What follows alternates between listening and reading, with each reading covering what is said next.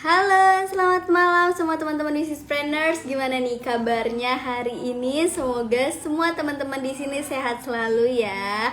Oke, seperti biasa kita ada sesi namanya Business Talk yang ada setiap hari Jumat. Jadi setiap hari Jumat kita akan ngobrol-ngobrol bersama para owner bisnis yang tentunya sudah lama banget berkecimpung di dua bisnis gitu. Nah teman-teman juga boleh nih menyiapkan pertanyaan nanti seputar fashion ya hari ini ya, bisnis fashion bersama Kak Anumilah dan suaminya Kak Asfar. Nah sebelum kita mulai yuk tulis dulu di kolom komen nama dan domisilinya teman-teman ya. Yuk tulis dulu sebelum kita mulai nama dan domisilinya teman-teman semua. Halo, siapa nih? Ada Kak Suci dari Bogor. Halo Kak Suci. Ya tulis dulu di kolom komen nama dan domisilinya teman-teman ya. Nah, 1 jam ke depan nanti kita akan ngobrol-ngobrol dan teman-teman bisa bertanya juga nanti di fitur Q&A ya, biar nggak ketinggalan tulisan pertanyaannya. Halo Kak Noni dari Bandung. Halo Kak Arif dari Bukit Tinggi. Juga. Oke, langsung kita ajak join ya Kak Agnianya sama Kak Afrar, sorry. Halo dari Bengkulu. Halo, selamat malam. Selamat malam. Halo Mbak. Halo, Gimana kabarnya? Aku nanyanya satu-satu dulu ya. Gimana kabarnya? iya Alhamdulillah aku baik. Sehat. Ini Kak Asfar ya panggilnya ya? Panggilannya Kak Asfar ya? Reza aja, Reza. Aku biasa Oh, dipanggil Kak Reza. Reza. Oke, gimana kabarnya Kak Reza? Alhamdulillah baik. Oke. Alhamdulillah nih bagi teman-teman yang nggak tahu nih, dua orang ini suami istri loh.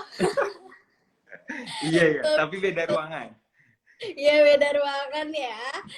Oke, Kak Asbar perkenalkan dulu aku Salwa, bakal temenin Kakak Asfar, Kak Reza dan Kak Nia ngobrol 1 jam ke depan. Nah sebelum kita mulai yuk, Kak Reza boleh nih sapa dulu teman-teman Businesspreneurs, panggilannya Businesspreneurs. Halo Businesspreneurs gitu ya Kak ya. Oke. Silakan. Oh, sinyalnya Nia kayaknya hilang ya. Oke, nggak apa-apa. Boleh dilanjut Oke. dulu Kak. Oke, halo business planner. Assalamualaikum warahmatullahi wabarakatuh. Kenalin aku Reza. Jadi suaminya Nia. Kebetulan kita tadi live-nya pengen pisah katanya biar lebih enak frame-nya, jadi diskusinya lebih enak gitu kan. Kita kebetulan besar-besar jadi susah gitu kalau berdua. Oh, kita dari Bogor Kak Salwa. bener-bener rebutan tempat ya. Ini Iya kameranya. benar. Ya, oke. Ini kita udah banyak banget nih teman-teman yang join dan kayaknya nih udah kenal dan banyak fansnya Kak Nia dan Kak Reza nih. Halo Kak Reza. Halo kakak tuh dari Palembang, dari Jogja, semua teman-teman di Indonesia nih kayaknya udah. Oke, Kak Nia ya, aku panggil Kak Nia. Iya, Oke, Kak Nia, kan kita udah sempat ngobrol ya di WhatsApp ya tentang kita mau sharing apa sih hari ini ya. Ada beberapa pertanyaan yang ingin aku tanyakan. Nah, mungkin Kak Nia sama Kak Asfa sendiri boleh sebutkan nih misalnya posisi Jilbref sebagai apa, terus juga apakah Jilbref ini awalnya tuh dibangun sama siapa gitu. Misalnya Kak Nia nih untuk sekarang untuk jabatannya tuh apa Kak di Jilbref? Oke, silahkan. kalau sekarang aku di Jilbab itu sebagai ini ya, General Manager. Kalau suami itu sebagai CEO atau Direktur. Karena kalau di Jilbab itu timnya masih 41 orang, jadi baru ada manajer, General Manager sama CEO kayak gitu. Wah, itu udah banyak loh, 40 orang loh membangun ya, benar-benar hebat banget nih. Ini aku juga suka banget nih produk Brave nih, bagus-bagus banget nih. Oke, kita lanjut boleh? Kak? Lanjut. Oke. Oke, ini aku tadi sempat tulis list pertanyaan. Nah, ini ceritanya teman-teman kita akan ada ganti-gantian pertanyaannya. Nah, teman-teman setelah setelah aku selesai bertanya, teman-teman boleh juga menulis pertanyaan ya untuk Kak Nia atau Kak Q&A. Oke, kita mulai. Ini pertanyaan pertama nih untuk Kak Nia dulu ya. Oke. Oke, Kak Nia, boleh dong diceritain gimana awal mula membangun bisnis Jilbref ini? Oh, oke. Ya, Bismillah. Ah, Membangun bisnis Jilbrev ini awal ya. Awal banget itu ya gara-garanya sebenarnya ya berangkat dari pengalaman diri sendiri ya. Eh, karena dulu tuh aku ngalamin banget pas kuliah kayak gitu. Aku kan udah berhijab ya sejak dulu gitu.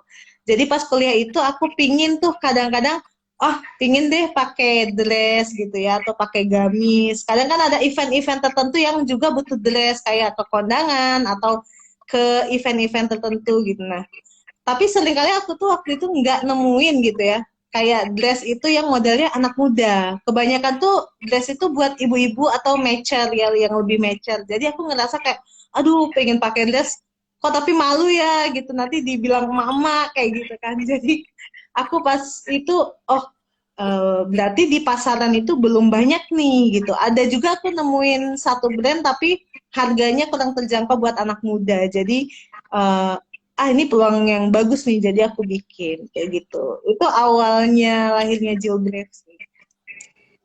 Jadi dari awal mulanya tuh kebutuhan diri sendiri ya, Kak ya? Ya, ya. Nah, tapi dulu itu memang ada kebutuhan sama dressnya, tapi juga di satu sisi waktu itu ada keterdesakan ya. Waktu ini kan soalnya Jilbrev itu lahir setelah kita nikah. Setelah kita Eh, nikah, kebetulan waktu itu bisnis kita nggak lancar. Jadi sebelum Geograf ini kita berdua juga punya bisnis masing-masing. Nah karena nggak lancar dan sebagainya akhirnya kolaps tutup. Kita apa nih ya yang bisa dibuat kayak gitu, tapi yang nggak memakan biaya terlalu besar gitu. Akhirnya kita, oh ini aja deh, soalnya ini kayak peluang banget tuh. Gitu. Apalagi waktu itu baru rame-ramenya tuh di Instagram gitu kan. All shop itu bermunculan gitu. mulai membangunnya itu tahun berapa, Kak?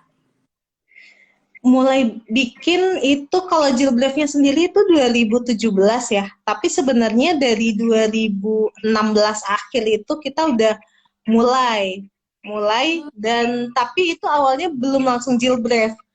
Karena ketika mulai itu kita nggak langsung produksi sendiri kan, nggak langsung desain sendiri. Jadi kita itu waktu konsinyasi lah sama kadang ke Tanah Abang, kadang ke orang lain. Nah, ya maklum kan modal kita sedikit gitu. Jadi kita cari pasar dulu, baru setelah ada pasar kita baru nyoba produksi, bikin brand sendiri. Dulu tuh namanya Agnias Collection gitu. Jadi dari ya kan biasanya kan kalau belum ini tuh pakai nama sendiri deh paling gampang gitu ya. Jadi pakai Agnias Collection dulu. Ya itu 2016 akhir. Tapi Jilbrev itu ketika udah produksi sendiri namanya jadi Jilbrev itu di 2017. Gitu. Nah, Di Februari. termotivasi dari namanya bisa ketemu Jill Brave. Termotivasi dari dulu itu sih sebenarnya nama Jilbrev itu dulu sempat tren tuh di tahun berapa ya lupa. Tahun 2010-an gitu. Itu dulu sempat ada tren yang ibaratnya apa ya negatif lah, trennya ada jilbabs. Mungkin yang seumuran mungkin ada yang tahu kan jilbab tapi jilbab tapi kayak kok begitu ya mempertontonkan aurat gitu kan. Ya. Terus akhirnya kita bikin deh tandingannya gitu. Ibaratnya ya kita berjilbab harus berani dong ya berjilbab gitu. Akhirnya kita bikin jilbrave. Jilbrave itu berani berjilbab kayak gitu. Dulu itu ya buat memotivasi anak muda nih gitu kan. Karena pasar kita anak muda gitu. Oke, terima kasih. Ini lanjut nih.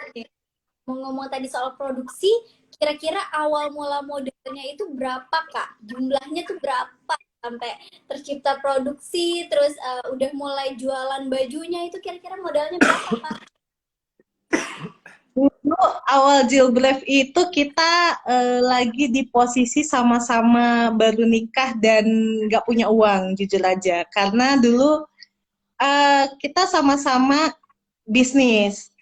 Dan dulu sempet sih suami Reza kerja kan, tapi nggak lama gitu. Terus kita, oh akhirnya kita apa nih yang kita punya? Tabungan juga udah buat hidup doang gitu kan. Jadi akhirnya kita kayak, oh kita masih ada kok nih, masih ada waktu itu mahar nikah. Akhirnya kita kayak, ya udah coba yuk kita jual Bismillah. Akhirnya kita dapat tuh modal dari sana sekitar 7 sampai 8 juta gitu kalau nggak salah. Ya, Nah, betul. ya 7 sampai 8 juta ya itu tadi kita beliin dulu stok-stok yang bisa konsinyasi karena kan resikonya lebih kecil. Dan itu kita lakukan itu konsinyasi sama eh, orang, terus kita jualin, kita dapat pasarnya baru sedikit-sedikit membangun Jilbab gitu. Jadi ya emang hasil muterin uang itu dari dulu. Jadi awal mulanya tuh nggak langsung bikin sendiri ya, Kak, tapi ngambil dari orang gitu ya? Iya, Oh, dulu gitu. Tapi kita udah tahu nih pasarnya kan pinginnya nanti anak muda. Jadi kita dari awal ngambil barang dari orang pun kita udah tahu pasarnya anak muda. Oke, berarti modelnya yang begini, begini, begini gitu. Kita tetap ngambil ke arah anak muda. Terus kita produksi di awal itu pas lumayan udah ada pasarnya itu kita produksi awal itu 8 pieces dulu. Itu produksi awal kita 8 pieces. Pertama kali Gitu. produksi. pertama Iya. kali 8 pieces, wah keren. Terus 8 pieces ini beda-beda bentuk atau sama semua, Kak? 8 pieces ini waktu itu satu model baju. Karena Ya. kita waktu itu nyoba kan trial. Oke, ini ada pasarnya sedikit. Kita coba model ini masuk nggak ya?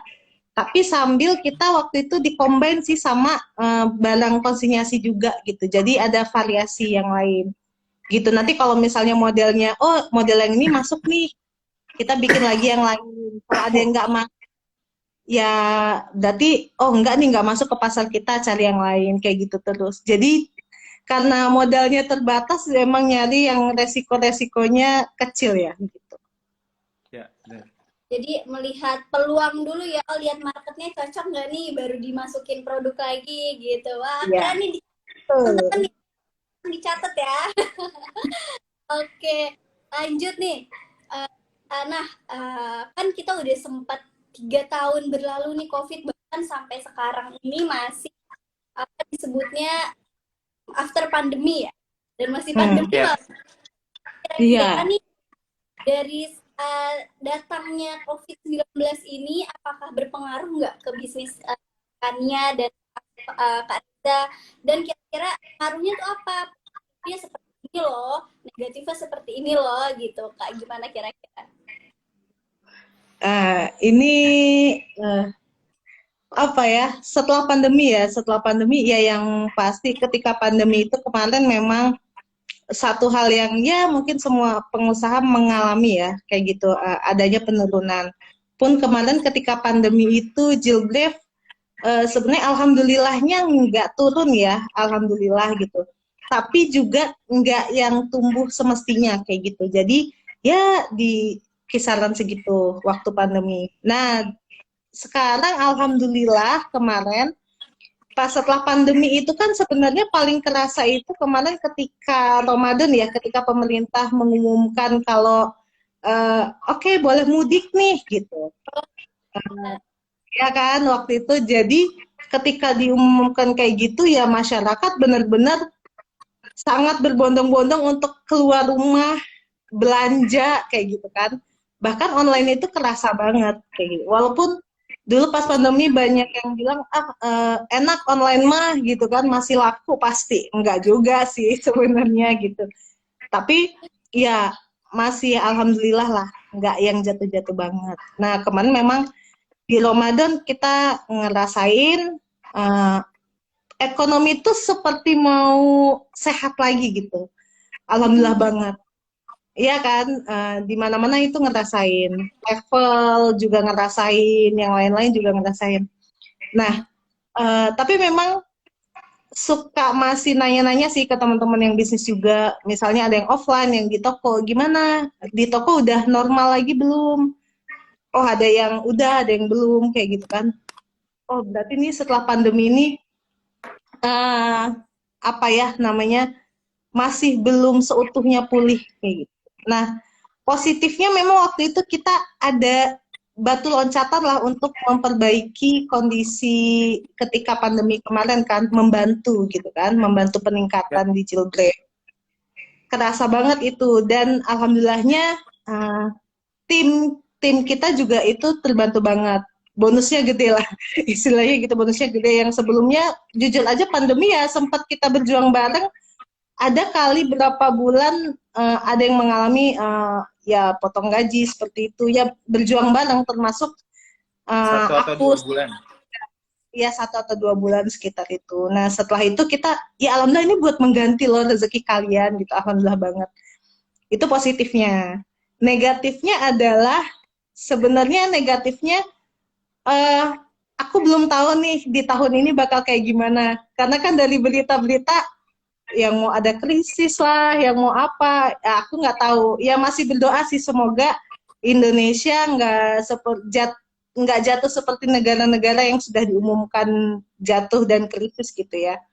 Walaupun harga-harga udah ada yang naik kayak gitu. Nah, negatifnya adalah adanya ibaratnya ilusi lah, ilusi sebentar tentang kondisi ekonomi sekarang yang tadinya kita dikasih harapan kayak oh bakal balik lagi nih gitu kan ekonomi, tapi eh, ternyata ada hal lain selain pandemi yang mungkin bakal jadi ujian buat kita. Ya, kita berdoa aja Yap. gitu. Amin. Nah, berarti sempat tim kakak ini merasakan krisis, tapi mereka tetap stay ya kak. Maksudnya nggak Ya. ada yang mundurkan diri gitu ya. Hebat, hebat. Alhamdulillah kemarin pas pandemi nggak ada sih. Kita di sini oke, kita bertahan bareng gitu. Kalau kita berdua sih tipe yang ya ketika kita memperlihatkan kita berjuang bareng, ya kita akan mempertahankan kalian kok gitu. Kecuali Yap. kalau misalnya eh susah gitu, udahnya krisis, nggak mau berjuang ya, ya mohon maaf gitu kan. Tapi kalau misalnya kita tahu kondisinya, kita berjuang bareng, ya kita nikmati bareng-bareng. Ada hasilnya dikit, kita nikmati bareng-bareng. Nanti ada hasilnya banyak, kita nikmati bareng gitu. Mantap, siap siap. Terima kasih Tania. Ini lagi nih ada pertanyaan yaitu kayaknya nyambung sama yang pertama. Kenapa kakak kok tertarik bergelut untuk menjalankan bisnis di bidang fashion? Selain yang tadi ya, yang kebutuhan itu, kenapa nih Nah, tertarik? Eh, karena, karena gimana? Gak ada nih siapa nih? ya sebenarnya karena ini keterkaitan sama mimpi dan visi kita sih sebenarnya. Visi kita kan kita pengen mensupport membuat Indonesia ini jadi negara maju. Salah satunya sebenarnya dengan cara mensupport anak-anak muda ini jauh lebih beradab. Salah satunya lewat pakaian dan lifestyle yang baik buat anak-anak muda. Kebetulan kan visinya Jailbreak itu mensupport anak muda muslimah muda untuk berbuat setiap hari dengan simbol fashion dan lifestyle.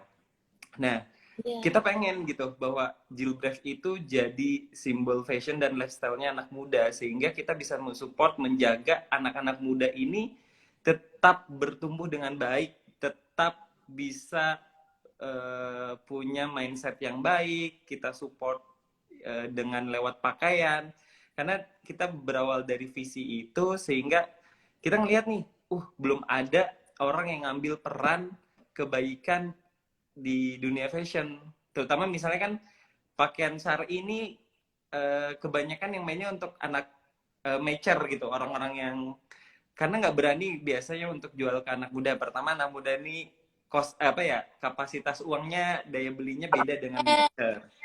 Terus Iya. yang kedua, mungkin nggak sesering orang yang sudah dewasa pakai dress. Biasanya masih pengen mix and match dan sebagainya. Nah, kita pengen masuk di sana bahwa lu pakai dress pun bisa kok tetap gaul, bisa kok tetap nongkrong, bisa kok tetap asik, bisa kok tetap stylish. Dan kita nunjukin bahwa nggak lagi loh nongkrong itu di luaran sana pakai yang kekurangan bahan. Nah, kita punya misi kebaikan di sana, sehingga kita yakin bahwa kita core di sana, yuk kita kuatin di sana. Makanya kita pengen fokus di sana, kayak gitu sih. Wah, Masya Allah, ini banyak juga nih komen. Masya Allah, mulia sekali visi-visinya. Masya Allah, semoga lancar ya. Amin.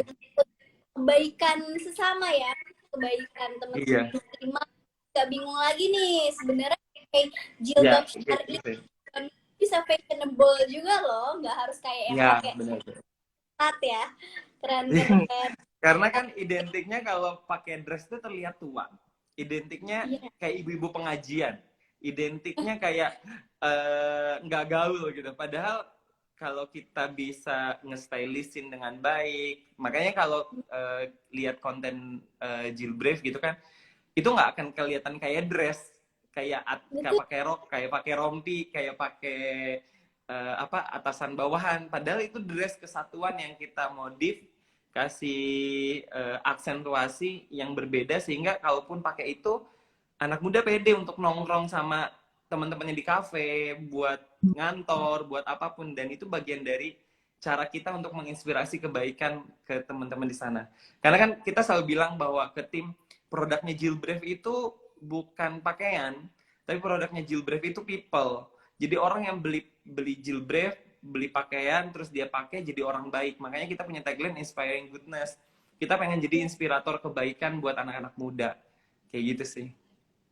Mantap sekali, Masya Allah. Nah, kalau boleh tahu nih, untuk sampai sekarang kan Jilbrave ini banyak banget ya, maksudnya model-model bentuk-bentuk jilbab gamisnya, terus jilbab. Ini yang ini kakak sendiri atau ada tim lagi untuk desain?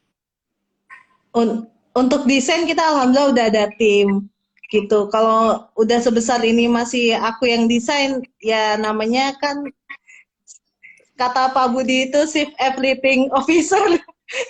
Semua dikerjain sendiri. Jadi alhamdulillah sih tim kita udah Masya Allah lah, udah membantu kita berkembang sejauh ini gitu. Ada tim desainnya, Mbak. Hebat. Nah, ini pertanyaan buat kita nih. Nah, kalau boleh tahu gimana strategi penjualan dan media promosi apa saja yang digunakan untuk meningkatkan jumlah pelanggan atau omset? Kalau ini sebenarnya kita kan semua full online. Jadi kita belum ada offline-nya juga. Jadi sejauh ini core utama kita itu sebenarnya ada di Instagram, pembelian kita. Nah, itu ceruk pertama kita, itu di Instagram. Kalau social media sebenarnya kita hampir di semua platform ada. TikTok juga kita ada, Instagram kita ada, terus Facebook juga kita ada sebenarnya. Tapi emang full in charge banget kita di 2 social media, terutama di TikTok dan Instagram. Karena kita core-nya emang kita punya kekuatan itu di konten, maka create konten kita fokus di sana. Tapi kalaupun channel distribution yang lain, kita kebetulan punya website, dan kita maksimalin juga di beberapa platform selain website sendiri. Kita juga ada Shopee, Tokopedia, sama TikTok Shop sebenarnya. Kita hanya 4 itu sih sebenarnya sejauh ini, makanya kita maksimalin di konten, semuanya kita create dengan in-house. Makanya tim Jilbrave itu paling banyak itu sebenarnya tim kreatif, karena isinya anak-anak muda dan isinya anak-anak yang create konten. Karena fokus kita ada di sana, maka fokusnya kita untuk ngembangin pelanggan itu salah satunya dengan kreatif konten sih sebenarnya. Itu aja sih Mbak, sederhananya gitu, Kak Salwa. Oke, terima kasih. Nih dicatat ya teman-teman nih, jangan sampai kelewatan nih. Bisa nanti live ulang lagi kalau buat ketinggalan. Nah, nih lanjut lagi nih. ngomong-ngomong soal Jilbref, siapa saja target pasarnya untuk Jilbref ini? Nah, kalau target market kita sih sebenarnya fokus kita ke anak muda. Fokus kita tuh kurang lebih di anak usia 16 tahun sampai kurang lebih 29 tahun. Kita masih bisa acceptable gitu produk kita gitu kan. Tapi faktanya bahkan ada yang usia 30 tahun ke atas pun masih memberikan apresiasi dan mereka beli gitu, testimoni gitu, bahkan pede gitu. Ih, gue pakai dress jilbab jadi kelihatan anak SMA lagi, gue pakai dress jilbab jadi kelihatan bukan ibu-ibu gitu loh. Jadi padahal kita emang fokusnya kita sebenarnya anak SMA kuliahan fokusnya kita, Ya. karena kita pengen ngasih tahu bahwa ayo dong anak muda pede pakai dress gitu, jangan jangan mau pakai pakaian yang membuat dirimu tuh terbuka gitu loh. Jadi pengen membuat Indonesia tuh lebih beradab lagi lewat pakaian melalui anak muda, sebenarnya kayak gitu. Jadi fokus kita emang di anak muda gitu. Oke, sebenarnya target pasarnya ini anak-anak muda, tapi yang mature juga ikut-ikutan beli ya, karena saking trennya. Iya. Dan Karena yang sebenarnya mature, karena yang mature jiwanya masih muda, Mbak. karena sebenarnya juga dan sebenarnya juga kita ini sih apa namanya nggak memfokuskan sama orang yang sudah berkerudung syar'i atau yang sudah berkerudung, bahkan ada loh customer kita yang tadinya nggak berkerudung, yang tadinya bahkan nggak tahu pakaian gamis itu ada yang kayak gini, dan sekarang jadi pakai gamis sehari-harinya. Dia punya circle baru, dia punya apa ya namanya kehidupan yang baru ketika dia mengenal jilbab dan pakai kita gitu, pakaian kita. Jadi kita nggak menutup kemungkinan lu harus syar'i dulu baru pakai jilbab, enggak. Lu bahkan Ya. nggak pakai kerudung dulu, nggak pakai kerudung pun kalau mau pakai dress kita ya silahkan gitu. Nanti ketemu sendiri kok apa ya waktunya dan momentumnya kapan dia mau pakai kerudung gitu. Iya. Mantap. Jadi apa ya namanya memotivasi dulu teman-teman mungkin yang belum berjilbab sampai memakai dulu, cobain, oh nyaman nih ya ternyata pakai Ya, long dress nyaman loh, akhirnya mereka terbuka hatinya untuk menetap berjilbab gitu ya kak ya. Keren, keren. Oke, dari ini mungkin pertanyaannya agak ini ya, ngulik-ngulik pengalaman. Nah, jadi dari 2007, dari 2016 ya kak ya. Mungkin atau sebelumnya yep. kan sebelumnya kan pernah bisnis juga ya. Iya, benar. Dari keseluruhan bisnis sampai di tahun 2022 ini, apa sih pengalaman terberat yang pernah dirasakan gitu saat berbisnis dan bagaimana mengatasinya, solusinya seperti apa? Siapa nih yang mau jawab nih? Boleh ganti-gantian ya. Silahkan Bapak CEO. Oh, Jadi alhamdulillah perjalanan kita kalau aku sendiri perjalanan bisnis kan sebenarnya sejak zaman kuliah gitu. Sejak kuliah udah bisnis, mulai dari percetakan, fotografi sampai apa ya, rental mobil, semua alhamdulillah sukses bangkrut gitu. Nah, sekarang tinggal perjalanannya Jilbrev. Nah, kalau perjalanannya Jilbrev itu sendiri di 2017 gitu sampai sekarang, kita pernah ngalamin kejadian yang sampai sekarang kita ingat gitu. Kita rugi sampai kurang lebih 600 sampai 800 juta. Waktu itu di tahun 2018 lah. Lalu itu baru 1,5 tahun lah. Sorry, 2019 kita rugi kurang lebih hampir segitu. Karena kenapa waktu itu kita open PO, udah laku tuh waktu itu sekitar 2000 pieces gitu kan, open PO. Ternyata yang kita produksi kodarullah gitu ya, kita dibohongin sama vendor. Jadi apa yang dibawa ya jadi reject 100%, dia nggak mau tanggung jawab, sedangkan kita harus balikin uang customer dan kita ganti rugi kirimin dress yang ready, dan selama 2 minggu kita nggak bisa jualan selama 2 minggu karena dihujat terus gitu kan. nggak bisa jualan, kok jualan mulu sedangkan kita PO nggak dikirim-kirim, padahal kita 100% reject, ditipu sama vendor. Itu kejadian yang menyakitkan. Saya sampai bilang waktu itu tim itu masih 15 orang.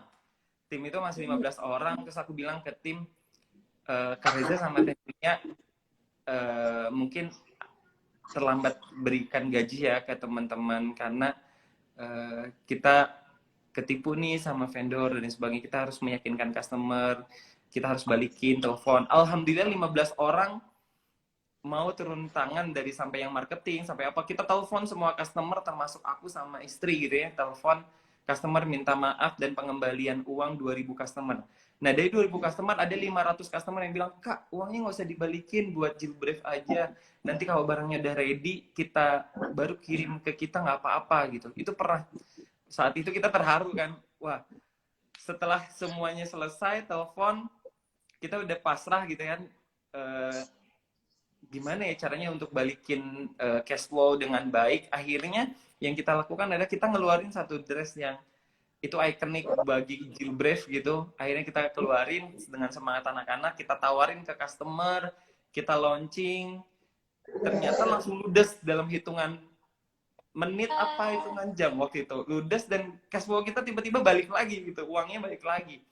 Jadi sebenarnya kayak sekalipun kita di posisi terendah, yang menguatkan kita bersama-sama sebenarnya tim. Yang meyakinkan kita bisa bergerak lagi dan bisa bertumbuh lagi itu adalah tim kita juga gitu. Kalau kita dibersamai sama tim-tim yang hebat, tim-tim yang percaya bahwa kita bisa ngelewatin fase itu, insya Allah kita bisa lewatin. Asalkan ya kita tahu, kita engage siapa customer kita. Customer kita butuh apa enggak. Waktu itu benar-benar kita analisis sebelum launchingin lagi, apa nih yang dibutuhkan, apa nih yang jadi ikonik. Kita tanya yang dicari-cari sama customer, dress yang kayak gimana, sampai ini kita launching, boom, langsung habis waktu itu berapa ribu pieces, dan kembalikan cash flow kita gitu. Dan gitu kayak, akhirnya kita bisa gajian, nggak telat gitu. Dan itu, padahal kita udah pasrah tuh. Kita ruginya luar biasa waktu itu. Itu sih ceritanya yang paling kita ingat gitu. Banget, sebenarnya itu agak nyesek ya kalau dibilang Iya. ya. Nyesek banget. Berarti itu menjadi sebuah pelajaran ya Kak. Jadi kalau memilih Yeah. vendor atau Yap, produk, bener banget. bener ya. Karena mereka nggak mau gantiin kalau ternyata produknya reject. Ya karena Bener-bener. mereka 100% reject, karena bukan mereka yang ngerjain, mereka lempar lagi. Ternyata Iya. sampai ke Sukabumi, sampai ke Garut dan sebagainya. Yang kesalahan kita pertama waktu itu adalah kita terlalu percaya sama orang. Terus kita nggak ngecek, kita survei, sebenarnya kita survei ke pabriknya. Oh ini ngerjain salah satu brand besar nih, ternyata itu cuman face-nya aja gitu yang oke. Ternyata kita pas ngecek dalamnya bisnisnya keropos gitu. Ya udah, akhirnya itu kesalahan besar kita. Mulai dari situ kita belajar bahwa kita punya vendor management sekarang, kita punya SOP buat MOU buat vendor, kita ada apa ya, tes, maksudnya cek detail syarat menjadi vendornya jilbrief kayak gimana, kayak gitu sih. Jadi mulai dari situ kita. Jadi solusinya ya yang aku tadi sempat rangkum, berarti solusinya pertama harus cari tahu dulu dan apa seluk-beluknya untuk vendor, terutama untuk produksi barang-barang ya. Jangan asal percaya, trusting sama orang terus tiba-tiba dibikin rugi, kan nggak tanggung jawab ya. Bener banget itu. Itu yang pertama. Terus yang kedua, adanya tim yang mau bekerja sama. Ini loh sangat menarik ya teman-teman ya. Jadi membangun tim itu kan katanya nggak mudah ya Kak. Jadi bahkan 70% SDM itu berpengaruh kepada bisnis. Nah ini Kak Reza sama Kania hebat loh, mempunyai tim yang support satu sama lain. Hebat. Jadi ini kira-kira nih ngedidiknya gimana nih? Atau mungkin tips lain nggak nih? Kok bisa punya tim sepeka itu misalnya, atau secare itu sama perusahaan?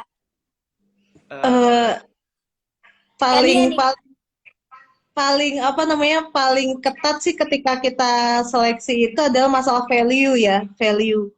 Bahkan kalau ada orang yang skillnya bagus tapi value-nya nggak sejalan sama kita, kita lebih milih yang skillnya di bawah dia tapi value-nya udah sama sama kita. Jadi tinggal diasah gitu. Tapi kalau value itu agak susah ya membuat orang merubah value-nya. Karena kan di dunia kerja itu orang udah hidup ibaratnya 20-an tahun gitu kan. Untuk mengubah value itu nggak gampang. Lebih gampang untuk mengupgrade skill. Jadi kita nyari value dulu dari awal gitu.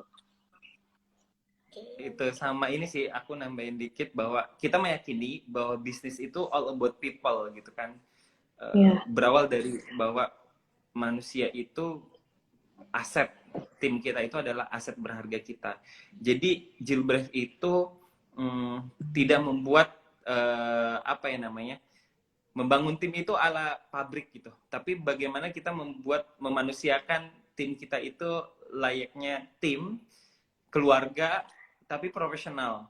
Kita bahkan egaliter gitu, maksudnya nggak ada gap antara CEO atau antara manajer dengan tim. Tapi kita membangun tim ini benar-benar serasa bahwa Jilbref itu bukan punya aku sama Nia loh. Jilbref itu punya kita bersama. Makanya kita kalau achieve bonus apa ya, untung sebesar apapun, ada rezeki yang bisa kita bagi kepada tim, kita akan bagi. Karena bukan sekedar gaji, profit dan lain sebagainya, tapi kita tahu bahwa yang kita bangun itu visi. Jadi tim kita ini tahu bahwa visinya Jilbref tuh ke arah sini, sehingga oh kita punya garis finish yang sama, kita punya finish yang sama, perjalanan sama, mimpi yang sama, sehingga itu yang membuat kita dan tim itu punya kekuatan dan apa ya, energi yang sama untuk capai visi itu gitu. Karena kita punya visi yang sama, punya mimpi yang sama, ya udah kita gerak bareng, kita berikan energi yang terbaik bareng supaya kita bisa finishnya di puncaknya bareng, kayak gitu sih. Iya. Keren. Jadi ini loh, jadi memanusiakan manusia ya tadi kakak Reza sempat bilang. Mungkin mereka banyak yang seumuran mungkin ya kak ya, masih muda-muda, ya, terus jadiin keluarga, mereka nyaman, dan akhirnya kayak Kak Nia sama Kak Reza pasti bisa. Keren. Ini sekarang nih udah banyak banget pertanyaannya masuk dari teman-teman, boleh nggak nih kita bacain nih? Iya. Oke, mangga. Oke, nah ini ada pertanyaan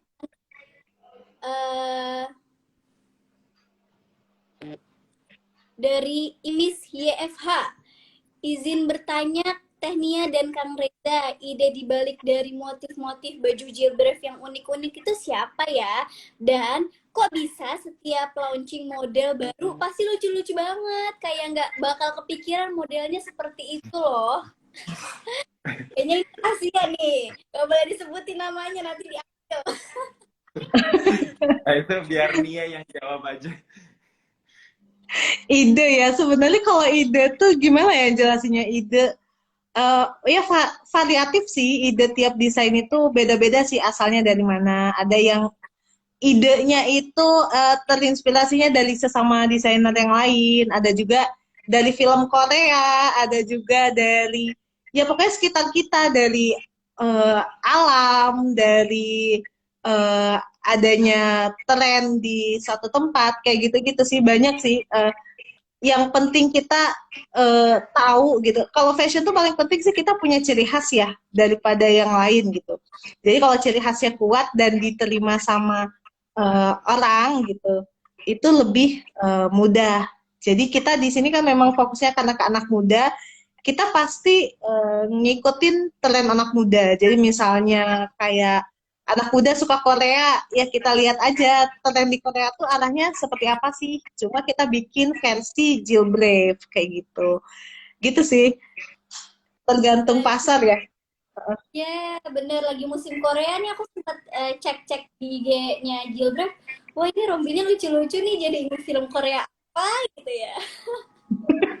Iya. Gitu. Ya, Oke. kayak gitulah. Tanya lagi nih. dari Sylvia Yuning Tias. Saya lihat yang komen di feed story Gilbert itu kan aktif banget. Nah, itu strateginya gimana Teh Nia? Makasih. Mungkin strategi apa ya, Instagram gitu. Dari segi feed, terus komen, terus apa ya, sampai Instagram itu banyak banget followersnya dan centang biru ya Kak ya. Kalau centang biru belum, belum centang biru kita. Gimana tuh Ya, Kak? kalau di kita sih follower itu memang ada itu untuk kita ajak aktif bareng ya. Jadi eh, paling enak akun itu orang senang mantengin itu ketika ada dua arah. Jadi kita makanya ketika jualan itu bentuknya nggak hard selling banget gitu. Ada sih bagian-bagian yang hard selling, ada juga bagian-bagian yang storytelling kayak gitu kan di storynya. Ada bagian-bagian yang captionnya, ada bagian-bagian yang kita melibatkan customer gitu ke dalam akun kita. Kayak misalnya kita ajak mereka interaksi, terus nanti kita angkat gitu kan komennya ataupun angkat DM-nya, pendapatnya, kayak gitu mereka seneng kok. Jadi sebagaimana medsos diciptakan gitu awalnya untuk bermedia sosial, yaitu biasanya dua arah kayak gitu. Iya, benar. Ketika mereka dilibatkan, ya kita sebagai manusia yang senang bersosialisasi ya akan semakin engage gitu sama akun kita. Jadi bentuknya jangan kayak launching, harga sekian, warna sekian, dapat di order di sini. Ya itu udah oke. Kayak aku ke tempat kamu bakal cuma buat belanja gitu. Setelah itu enggak gitu. Gitu sih, paling dua arah gitu. Berarti punya tim ya, sosial media spesial gitu ya Kak ya, tim konten Iya, istilahnya. ya kita Hmm. punya tim storyteller lah kalau Wah, di kita. ya. Jadi karena ya jualan yang baik tuh kalau kita punya tim storyteller yang baik sebenarnya. Benar kata Hmm. Nia bahwa kita tuh kebanyakan brand atau MKM itu sayangnya memposisikan toko itu kayak toko gitu. Udah toko kaku gitu. Kayak kanebo kering gitu. Kaku kan. Kanebo kering. Jadi kita nggak memposisikan bahwa brand itu bisa menjadi teman yang baik buat Ya. followers gitu kan. Instagram itu layaknya kita sebagai teman bagi follower sehingga kita tuh bukan sedang menjual, tapi kita sedang merekomendasikan produk kita untuk ayo dong coba produk ini.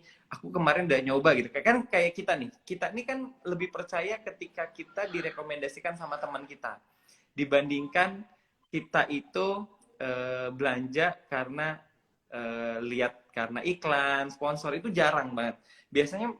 Kita biasanya lebih senang ditawarin dan rekomendasi. Biasanya kayak, lu beli itu di mana sih? Gue kemarin beli ini di sini, coba deh.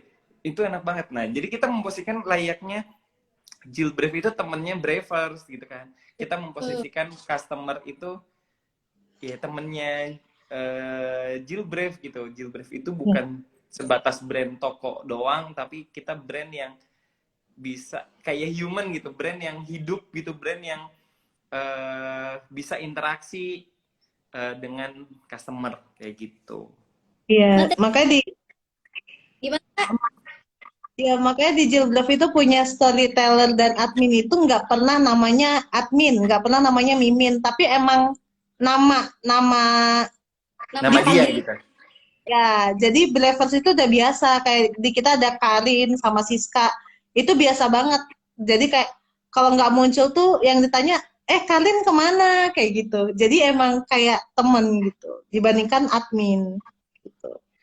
Nah, itu Bravers itu satu panggilan buat teman-teman Customer. pengguna Jailbreak. Ah, Oh ya, ya. Iya. ada panggilannya loh. Jadi kayak kayak ada brandnya ini jadi terkenal. Berarti Bravers adalah teman-teman customer dari Jailbreak. Keren, keren. Ya, betul. Ini banyak banget nih fans Jailbreak muncul. Alhamdulillah aku suka banget tuh. Ada produknya Jailbreak, sukses selalu Jailbreak dan banyak nih fansnya Jailbreak nih yang nonton nih. Amin. Amin. Insya Allah. Oke, ini lanjut nih, ada pertanyaan lagi. Dari dari Nyonya Anyar, izin Kak, Jilbref itu apakah mendukung pendidikan, misalkan untuk magang di Jilbref? Mungkin pertanyaan di luar bisnis, tapi it's okay ya. Gitu.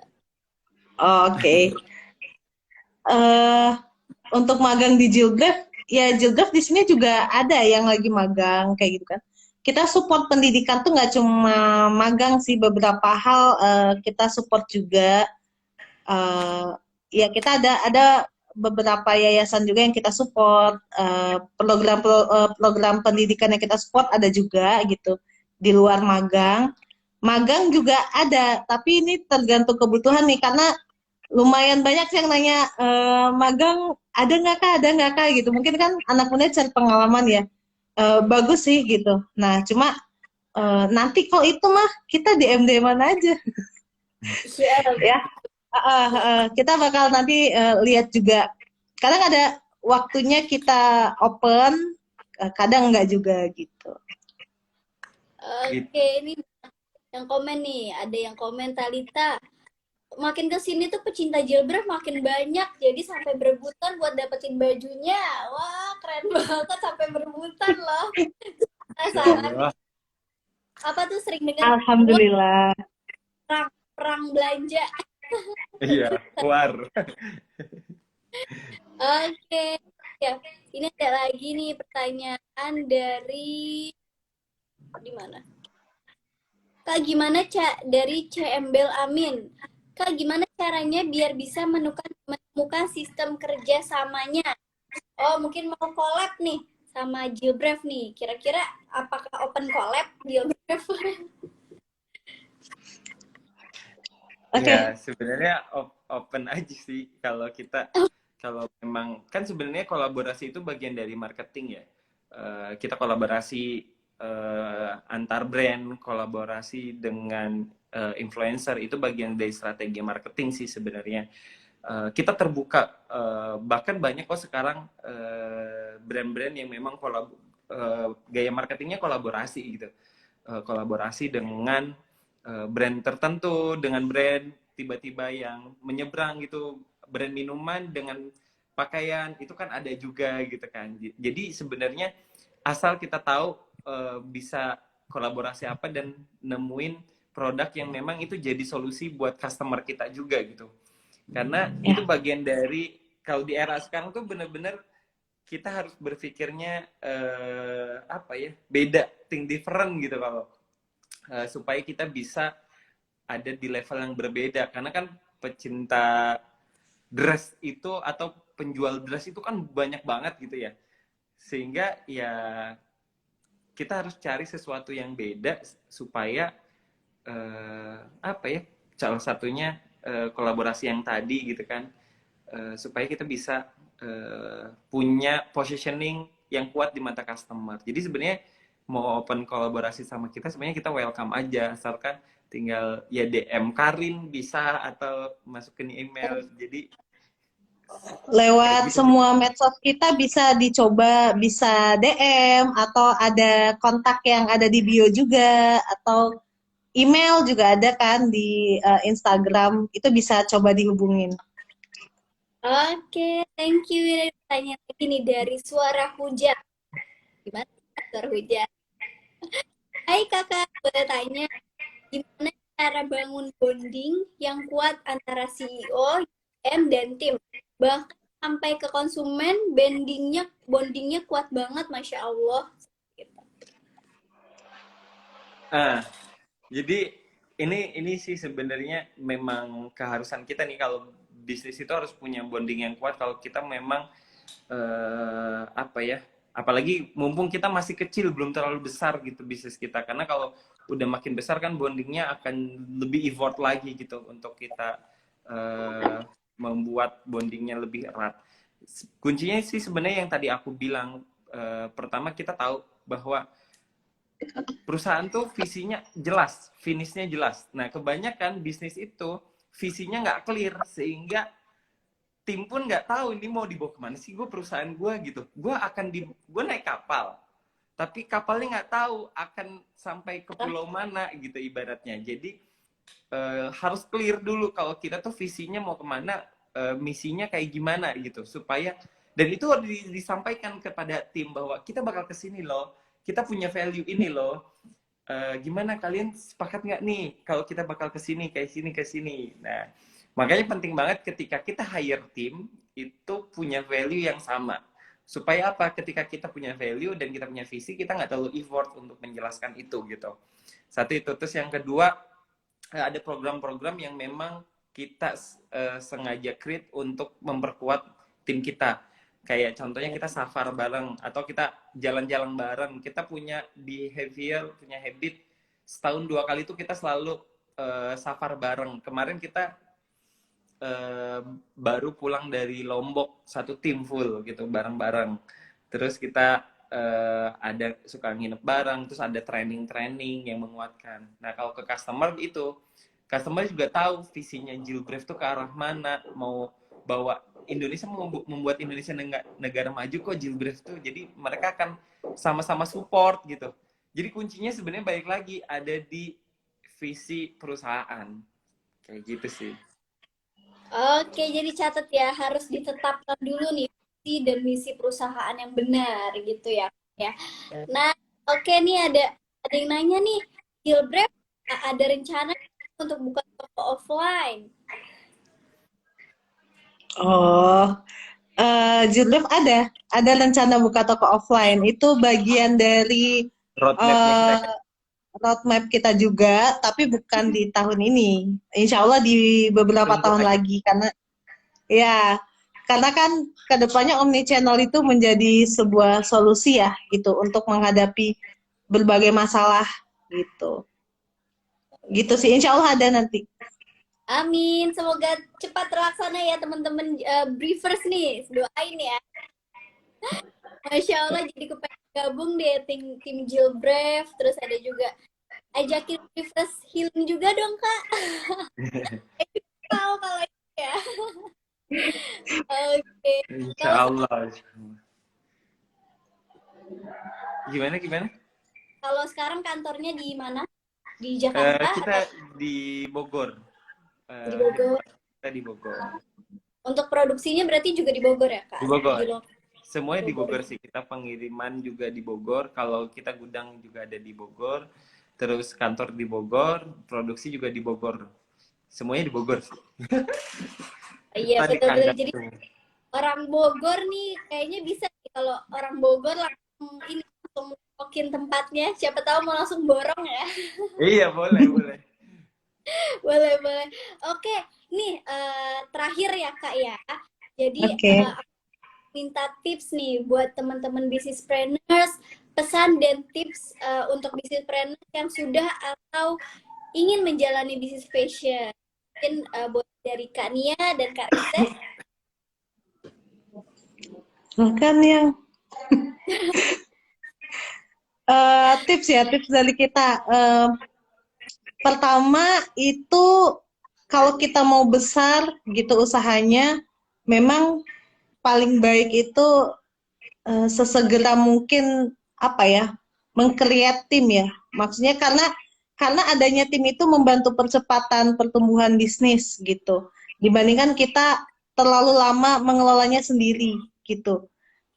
Karena ya sejago apapun kita gitu kan pasti ada keterbatasan waktu, keterbatasan tenaga gitu kan. Itu Jilbref kerasa banget bertumbuhnya tuh ya ketika udah merekrut tim yang emang kita butuhkan gitu. Jadi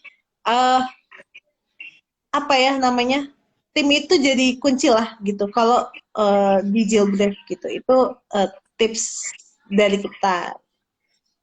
Dari Reza mungkin ada tips tambahan?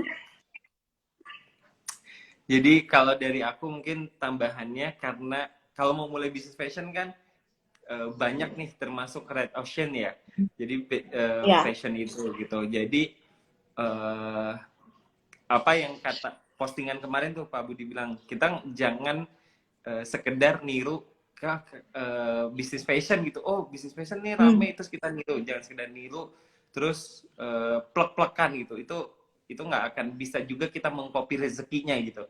Yang tugas kita sebenarnya kalau kita mau mulai bisnis fashion tuh kita tahu dulu apa yang diperlukan market gitu. Jangan sekedar bagus doang. Yang membuat fashion bagus itu banyak, tapi kadang yang dibutuhkan market itu sedikit. Jadi kita cari yang memang dibutuhkan market dan berpikir berbeda. Jadi kayak ya jual dress banyak, tapi untuk dress anak muda sedikit. Makanya kita hadir. Nah, karena bisnis itu bukan sekedar kita jualan, tapi kita memberikan solusi buat customer kita. Itu sih. Iya, cari pembeda ya. Iya. Jadi cari pembedanya apa yang unik ya. Tadi sempat Iya. banyak Gilbreth tuh unik loh. Jadi banyak yang inget, oh kalau unik itu pasti Gilbreth. Oh iya, Kania dan Kak Iya. Reza, nggak kerasa lah kita udah 1 jam ngobrol, udah 1 jam berlalu. Terus juga terima kasih banyak untuk teman-teman bisnis planner yang sudah hadir dan tim teman-teman apa briefers ya yang sudah hadir di live kali ini. Terima kasih banyak untuk Kania dan Kak Reza atas Sama-sama, live-nya. Kak Salwa. Sama. Oke, semoga sehat selalu dan rencana kedepannya dari Gilbreth cepat tercapai. Amin. Terima kasih Amin. Kania dan Kak Reza. Ya, Selalu terima selamat kasih. Assalamualaikum. Selamat malam. malam.